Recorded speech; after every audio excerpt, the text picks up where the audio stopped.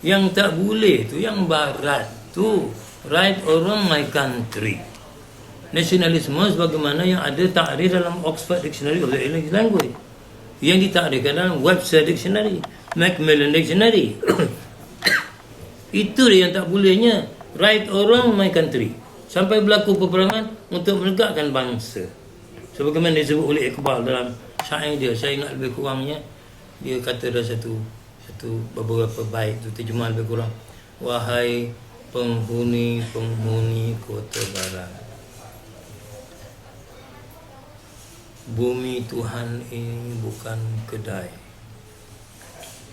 Apa yang engkau anggap bagai emas tulin akan terbukti kepalsuannya.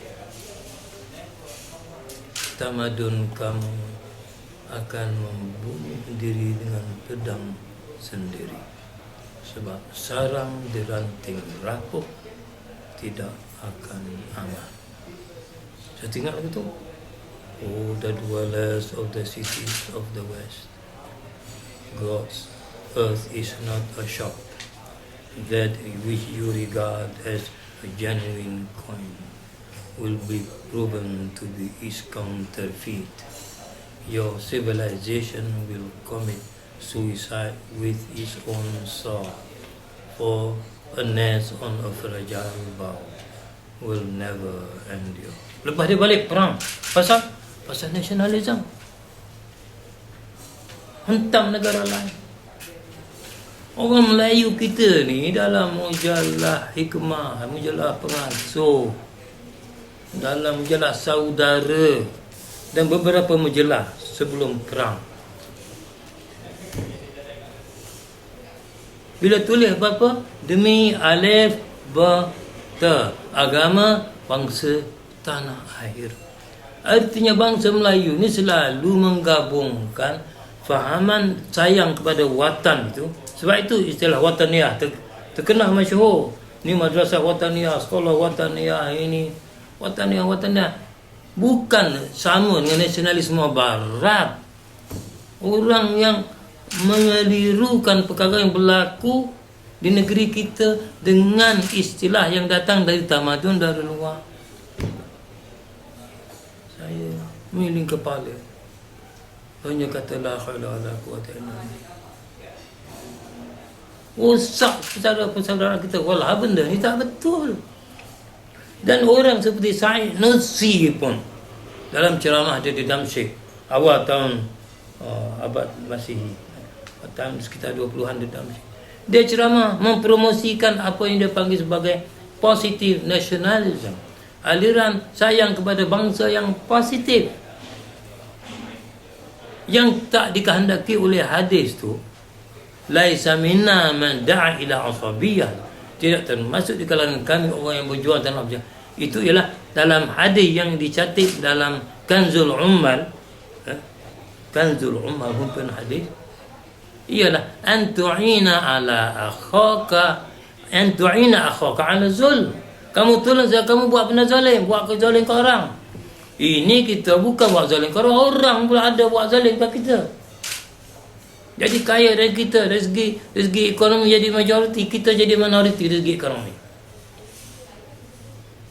Bila kita nak usaha supaya keseimbangan ada, orang kata resis. Tak betul. Orang kita sendiri pula bagi bantu dalam perbincangan macam tu, nak merugikan kita. Jadi yang ada pada kita ni ialah sayang kepada bangsa yang disuruh dalam Islam. Disuruh. Sebab itu teori Ibn Khaldun ada. Sampai satu bab dalam buku dia kata, ad-da'watu diniyatu bidun asabiyyatin la tatimmu. Seruan kepada kebenaran agama yang tidak ada seruan kekuatan bangsa tak berjaya. Dari segi sosiologi mereka panggil esprit de corps. Secara natural esprit de corps ni ada bila kita mula dengan orang kita, lepas tu kita tunjuk contoh yang baik dalam perpaduan, orang lain pun bersama dengan kita, macam orang Arab zaman dulu. Sebab itu syarat khalifah dalam Al-Mawardi berdasarkan kepada hadis sahih ialah orang Quraisy. Ibnu Khaldun urai, syarat Quraisy itu bukan Quraisy pada zat sahaja.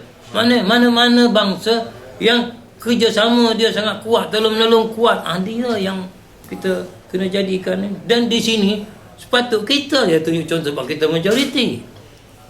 Dan ini bukan dilarang, bahkan disuruh.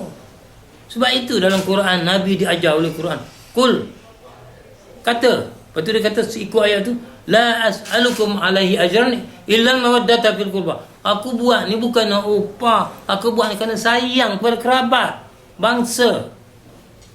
Jadi kalau benda tu haram, takkan Quran ajar Nabi macam tu. Dan dalam ahli sunnah perkara ni diterima, bukan diharamkan. Dan kita kena ikut ahli sunnah, jangan kita ikut pendapat peribadi.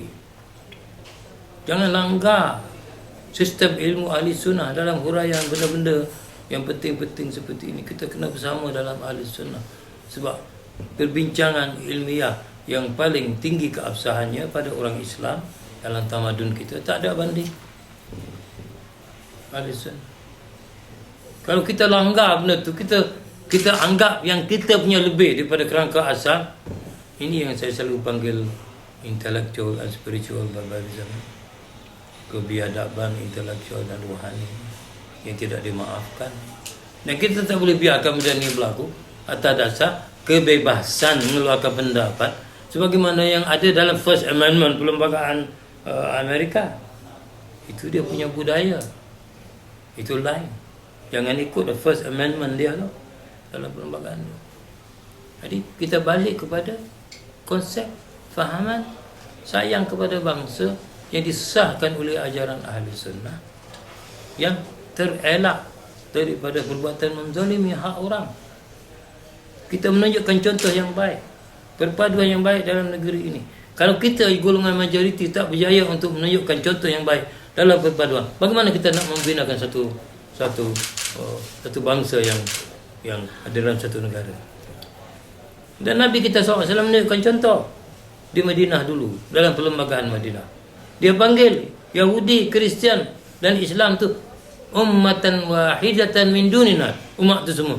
Mana satu umat, bukan satu umat dari segi akidah, tapi satu umat dalam entiti yang mempunyai satu kawasan tanah di mana mereka hidup dalam sebuah negara. Itu yang kita nak ya. Dan itu yang kita patut perjuangkan. Dan kita perlu berkasih sayang sama kita ni. Unsur-unsur menyebabkan kita membenci sama kita, kita kena buang. Kalau tidak nanti ibadat kita nanti takut Allah tidak terima. Dan dalam kubur kalau orang jawab, kalau malaikat tanya, man ikhwanuka, saudaramu ni siapa? Nak jawab ke al-muslimun ikhwan? Boleh jawab katanya. Pasal duk kelahi. Kadang-kadang banyak hal tak ada alasan. Ya bolehlah hafal, tulis atau kata hafal al-muslimun ikhwan, tapi bila sampai masa tak boleh. Pasal keadaan dalam kubur bukan macam dunia ni. Kemudian itu soal perpaduan, masalah kebangsaan. Sekarang satu lagi yang menyebabkan timbul masalah ialah banyak contoh tadi dan contoh-contoh lain yang saya dapati sendiri maklumatnya. Perbincangan yang mengatakan saudara kita ni tak boleh kita berdamping pasal dia orang sekular, dia mau promosi sekularisme. Walhalnya orang yang menuduh tu haram dia tidak tengok punca asal sekularisme tu sendiri apa bendanya.